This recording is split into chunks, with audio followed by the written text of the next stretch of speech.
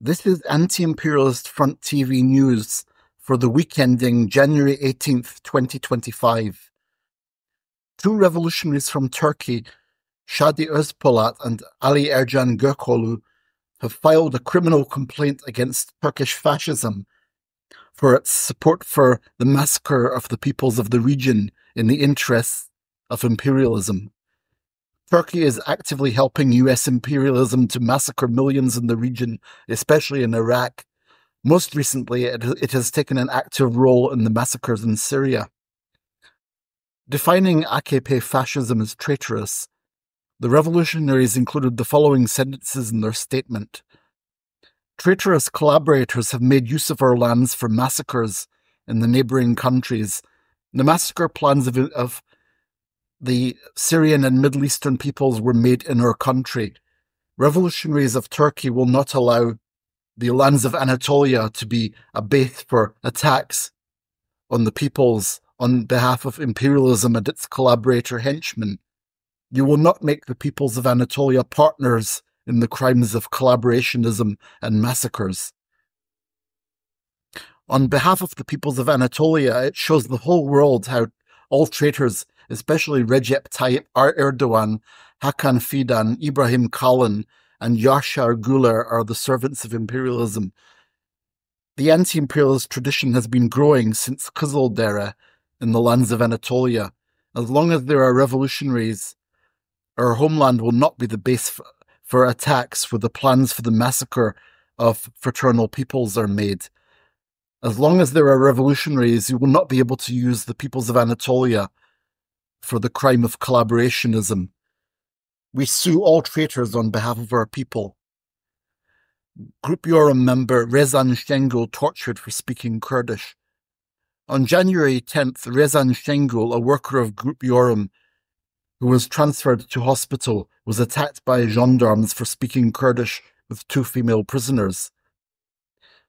The gendarmes first used abusive insults against Şengül for speaking Kurdish with the prisoners and then physically attacked her. Gendarmes grabbed Rezan Şengül by her hair and kicked her repeatedly. In the statement made by the People's Law Office, it was noted that Rezan Şengül did not have any part of her body that was not stricken, and it was said as follows. Our client has many abrasions and bruises on her body. Rezan Şengül has filed a criminal complaint on the subject. Our client has just come out of a long hunger strike and still has serious health problems. We will follow up her criminal complaint. Torture is a crime against humanity that has no statute of limitations. We will fight against torture wherever we are, and we will not allow torture to be canonized. Resistance continues in the prisons of Turkey. Fascism's attack to intensify the isolation policy using well-type prisons has brought along a new wave of resistance. Currently, free prisoners are resisting the well-type prisons in 9 different places. Tayad families brought all these resistances together using a poster. The poster states that indefinite hunger strikes are still going on in 9 different places and reads as follows.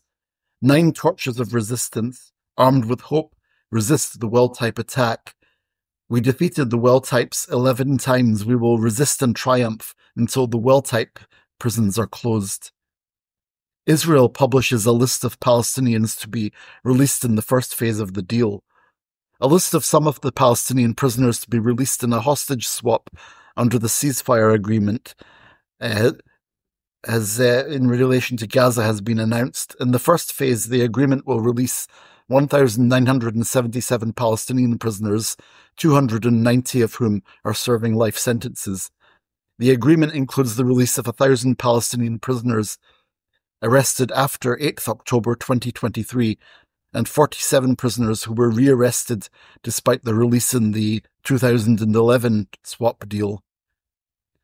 According to the text of the agreement, the exchange will be carried out 7 times at regular intervals during an initial phase of 42 days. According to the Israeli newspaper Haaretz, 3 Israeli hostages will be released on the first day and 4 on the 7th. 3 Israeli hostages will be released on each of the 14th, 21st, 28th, and 35th days of the ceasefire. And finally, 14 Israeli hostages will be released in the last week of the first phase.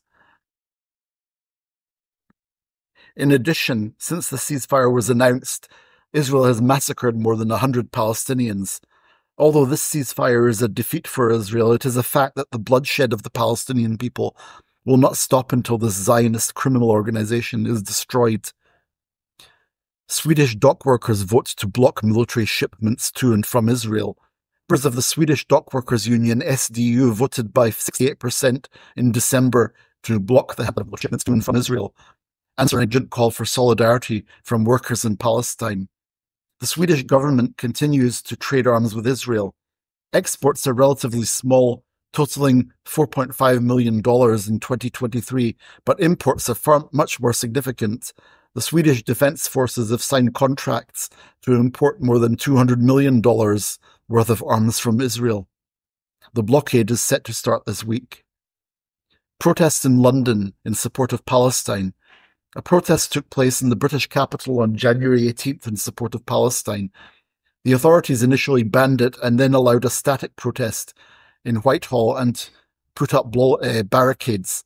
Some people managed to break through the police barricade and got to nearby Trafalgar Square. At least 8 people were arrested. The British government has collaborated particularly closely with Zionism during the massacre in Gaza. This is Anti-Imperialist Front TV news for this week. For news outside the mainstream, follow us on social media. See you next week.